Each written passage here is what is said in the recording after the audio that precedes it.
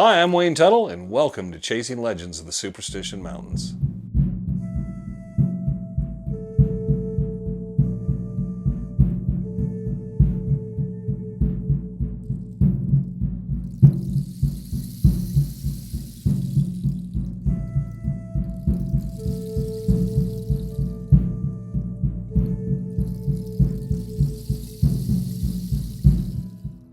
Welcome back to Chasing Legends this week. Something even a little more different. Always try to change up the pace and do some different things. I'm pretty proud that we've become a group of videos and so forth. We pretty much deal with things straightforward, honest, and the truth on the matter. And we try to kind of get up in the underbelly and get down deep into kind of some of these stories and some discussion. Obviously, it's not a conversation. It's just me talking. But I think it works pretty well. While you're here, please hit subscribe, hit like, dislike, we don't really care, and comment what you will. And some people have taken that to say some pretty funny things, and it does humor us. This week we're going to talk, and I'm going to read from a book a little bit about a particular story. And it's going to kind of throw everybody off once I kind of get more in depth into it, because I think it's something that everybody would find very, very interesting. Obviously, a few episodes we did the Bark Notes. I think we covered three different Chasing Legends. We do discuss the Bark Notes, and I read from them directly. In discussing Jacob Waltz, what we get from here is the Dutchman, who went by the name of Jake Miller, but some folks say it was Waltz. Well, we know his name was Jacob Waltz, and there really was a Jacob Waltz, and it lists his nephew in here as Jerry. So I don't know if he was Jerry Miller or Jerry Waltz. And we have no reference to this, and it says that both of them were in the Confederate Army, and then they were afraid of the Union, so they skipped the line and went down into Mexico. Pretty much we figure all that's just a bunch of crap. I've never even heard till this, I read this many, many years ago, that there was a person named Jerry involved in the Lost Dutchman. They met the Peraltas, and basically they're going up into the Arizona-New Mexico territory at the time, and to get some gold. And they basically went up with them, and then we kind of get some of the gist of the same mining story. They get up there, and then now Jerry is, I guess Jerry is bullheaded, and he started for Santa Fe, and Jake trails him, and then by the spring he shoots him through the head and buries him, which is one of a variation on someone else's tale. And then he goes back and he starts digging, but the murder preys on him, and he goes back to town. He pulls out about $18,000 in gold at the time, which was an awful lot of gold. And then he took in a young Mexican named Rodriguez, who liked to drink. And Rodriguez drank and gambled, and it's kind of a weird story that him and Jacob Waltz are hanging out in this ore. They'd run out, but Waltz would go get more ore and then more drinking. And it's just kind of a bit of an odd story. Well, what happens is that, this is where the map comes in.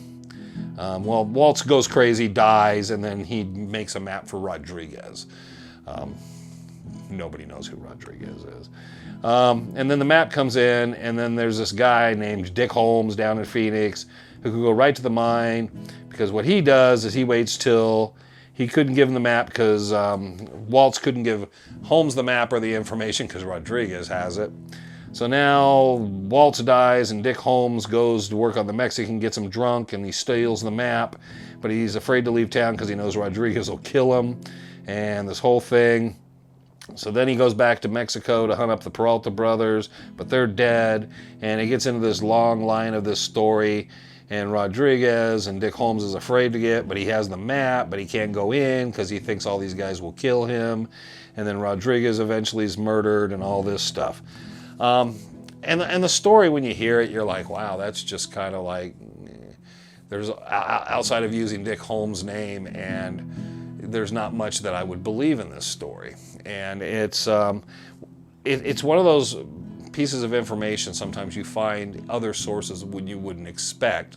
You'll find information concerning this. So this is a story that's being told about the Lost Dutchman Mine, and it's an entire chapter devoted to it. It's not much detail or anything that would probably be something that we all kind of really want to pay attention to, except gentleman who wrote it, Dane Coolidge, in the book Arizona Cowboys, he collected this information in 1903. So this is just within the 10-year span of Jacob Waltz dying, and this is already what Coolidge was collecting was cowboy stories around the campfire. So the story he's getting that's been circulating and coming out about Jacob Waltz that's gotten twisted and turned in the tall tale they're telling by the campfire involves Rodriguez the Mexican and Dick Holmes has a map and all this stuff. Of course, we always know, and I think one day we'll do a discussion fully on the Dick Holmes material, that Dick Holmes is supposedly nobody knew anything, and he really didn't tell anybody anything and all this. But according to this, obviously people had enough information that they had campfire stories talking about this stuff. Now, we know Julia Thomas, Reinhardt, Petrasch definitely were with Waltz. They spent not only the time caring for Waltz and knew Waltz prior and buried him. He was buried next to George Petrasch, Reinhardt Petrasch's brother. So we know we have documented evidence of that. This story, what always did for me, is there's not really references to Dick Holmes and the Lost Dutchman Mine till you run into this story. After this, within 5 years or so, Dick Holmes starts talking to the newspapers. You can find newspaper articles where he, and then later Brownie Holmes, is constantly talking about the Dick Holmes story, and it continues to change and evolve. The one we get in the Holmes manuscript is nothing like the early, obviously, this story, which would be one of the earliest Dick Holmes stories, 1903, someone discussing it. While it's second or third hand, it's one of the earliest stories. And it makes it interesting because it doesn't seem even relevant or anything implied or even close to what we hear later with Dick Holmes, which the gist of his story was, and it's really hard without me trying to be a comedian to discuss it, but he's out by himself or with his wife or with Gideon Roberts, depending how Dick Holmes tells it, or he's at home and Julia Thomas comes running out in the street and stops him and his wife or him and Gideon Roberts, or comes out and yells and screams in the street and he and his wife or just Dick Holmes come out front. And that's the beginning of his story. So his stories he told had different principal players. Ida Holmes, after Dick had died, included herself in the story and had her own variations. And then Brownie Holmes, unfortunately, who wasn't even alive at the time, later is trying to tie all these loose ends, and I don't know what he heard. He, on one hand, will say, this is what my dad told me, and on one hand, he had to hear what his mom was telling people, and he had to have read the newspaper or what they were telling everyone else. And none of them tie in closely together. Waltz died at Julia's storage. Waltz died at Julia's home. Waltz lived across the street from Julia, which we know he didn't. We can't find anything that documents or holds water with that. And just everything about it just starts coming out of play, which puts it into the story of folklore. We don't really know what the truth is. The only person that really probably knew what happened with Dick Holmes and Jacob Waltz was probably Dick Holmes, because Reinhardt Petrasch's only comment that I know of with Barry Storm was, if Dick Holmes and Jacob Waltz ever met each other, it was in the afterlife. He didn't think Dick Holmes had actually had any knowledge or had ever met Waltz that he knew of. And Reinhardt Petrasch, we know, knew Waltz. This is not saying the entire Dick Holmes story is garbage.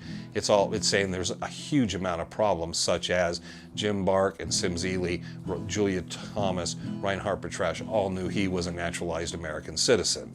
Unfortunately, Dick Holmes, who sat there at this lengthy conversation, claims that Waltz claimed he was not a citizen. So we have these issues. So when this story comes, you want to just be completely dismissive of it and Rodriguez, but Milton Rose writes a kind of a little similar story with other individuals saying that he felt that Dick Holmes had some sort of tie with this Mexican Rodriguez, and I think he might have called him even a different name in his book. I think, and we'll pull that sometime and discuss that. It's interesting because when you go to your earliest sources, you're hoping they have some relevance. In this case, the earliest source material we have on Dick Holmes that I've found, that definitely not on Dick Holmes, but his direct corroboration of him having anything to do with the Lost Dutchman Mine, is that by 1903 there are campfire stories that absolutely do not even seem to line up with any of the story that Dick Holmes, Brownie Holmes, Ida Holmes, or any of them ever told. And that makes it curious because you have interplay with individuals.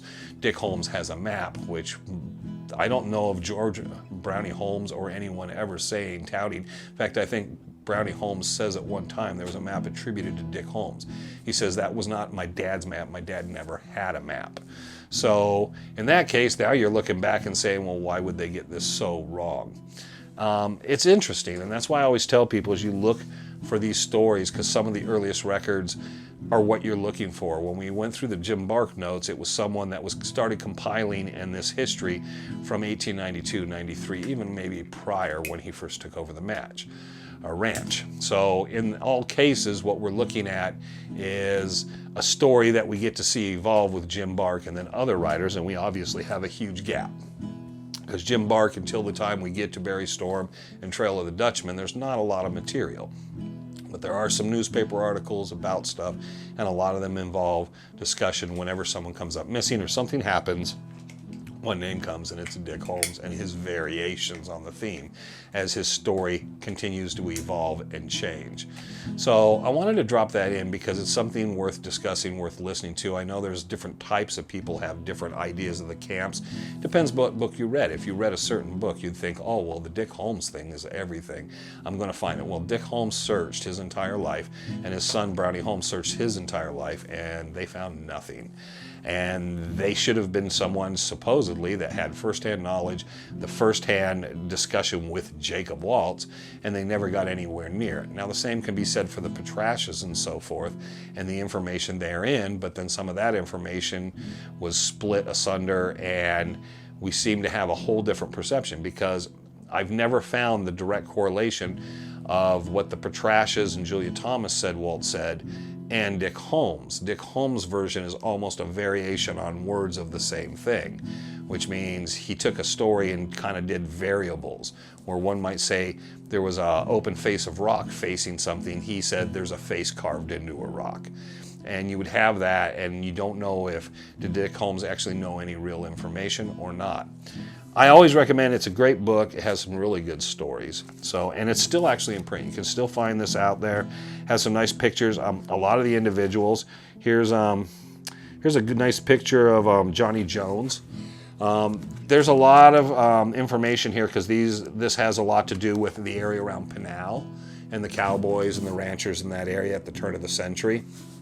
So there are some familiar family names and people involved in this book that tie in to the, not necessarily specifically the superstitions, like I said, but the Four Peaks and the Superstition Wilderness area as we know it today.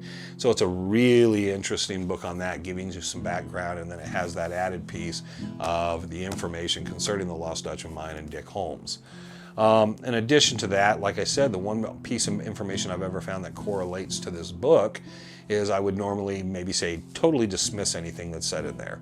And I'm not sure I buy into any of the Rodriguez or Dick Holmes story in this that I just kind of like put out here. But the one problem is Milton Rose actually wrote in his book, his manuscript, and I've read that, and Milton Rose wrote very similarly to that Dick Holmes, and it was a Mexican, and it was a drunk, mean Mexican guy that kind of had control of things that was involved in the whole thing with Dick Holmes early. So now you have two different variations of people, and Milton Rose did a lot of research. So you got this information that kind of squeezes in, and again, kind of ties into this. I'm not remembering how Milton Rose exactly said he came upon some of his information. I think it was some of the people that he interviewed, because he did a lot of his information came from direct interviews with individuals about the time period. And but it was very, very interesting. Milton Rose kind of gets dismissed and forgotten in a lot of discussions and all. And there's a lot of information, a lot of stuff that if you read his book, and I'm trying to think of it's something rainbows, Into the Rainbow or something like that, but maybe next time I'll discuss it and bring it up more. But his manuscript, and I don't think the book was ever available for publication. It may have been. Like I said, I have it. But that doesn't necessarily mean that someone just didn't do a reprint and kind of get it out there for the public briefly, and that he never officially put it out there. There's plenty of books to go through, so it's in there somewhere and buried under stuff. But again, Milton Rose, if you ever come across any of his writings, very interesting to correlate with the Arizona Cowboy story, and which is what we always want to do. We want to look at various pieces of information just taking a Dutch hunter's word for it, or a prospector's word for it, or a rancher's word for it, other people doing research on completely different topics or areas of interest, and then it correlates with that information. I've always found it a fascinating story. I wanted to share it. People can pick up the book. Like I said, the book's really interesting. If they see anything by Milton Rose, again, so you can corroborate and correlate that. I always believe your best way to kind of finding research is not just, it is a getting into the files and deep.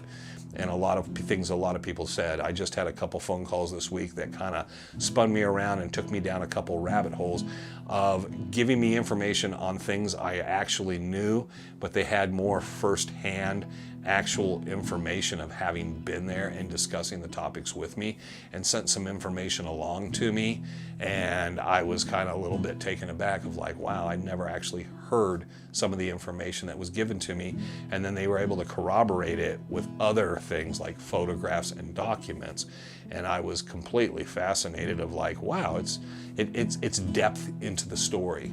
And like I said, for this, we can all dismiss it and say, well, this isn't really the real Dick Holmes story, but it should make us always step back, and if we're taking the right research approach to everything scientifically, to question what would actually be the right Dick Holmes story, because we only have Dick Holmes' side of it, of what he told everybody, and we have no other eyewitness or anybody else involved corroborating any of the information. So there is almost zero documentation to follow up or support any of this.